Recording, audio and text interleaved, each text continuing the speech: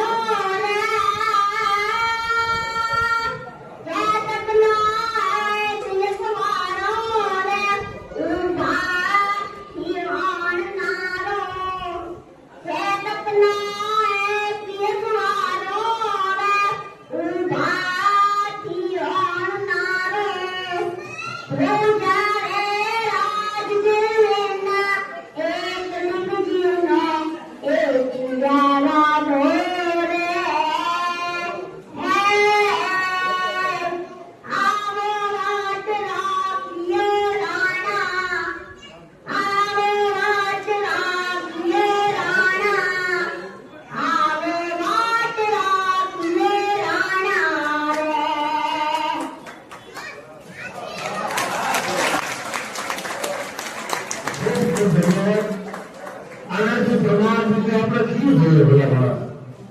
આપણે જતા હતા ને 5-7 વર્ષનો દીકરો આ પુનર્જન્મ મહેશભાઈ આ પુનર્જન્મ એટલી નાની ઉંમરમાં સપાટું ગીત બોલવું બહુ અઘરું રામભાઈ સાહેબ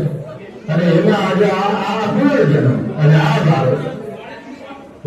આ બીજું તારું નામ શું દીકરા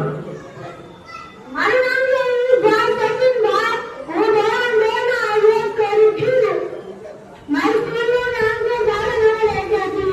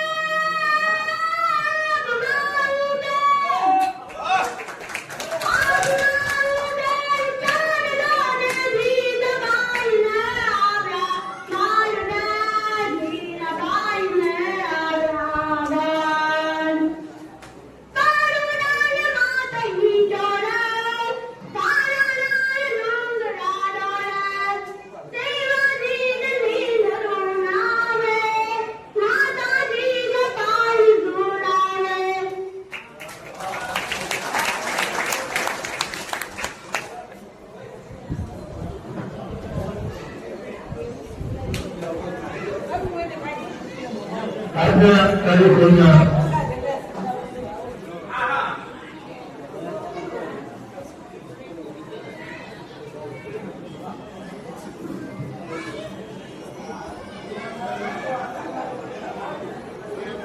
એમને મેં કીધું છે કે બાવળના છોકરા હવે તો રાજમાં રોવે એ તો બધા બે ફૂલડાઓને ધોતા તાલીના ગરબેલા દેવાઓ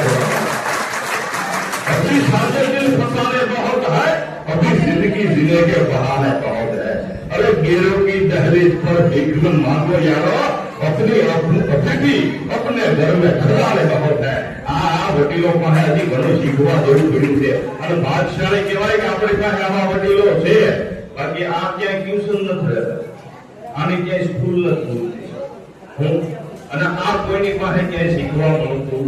નથી આ માત્ર આપણા ભારત સમાજના વડીલો છે તે બધા વડીલોને ધન્યવાદ આપવો પડે જેને આ ધર્મ જાગરણ સમન્વય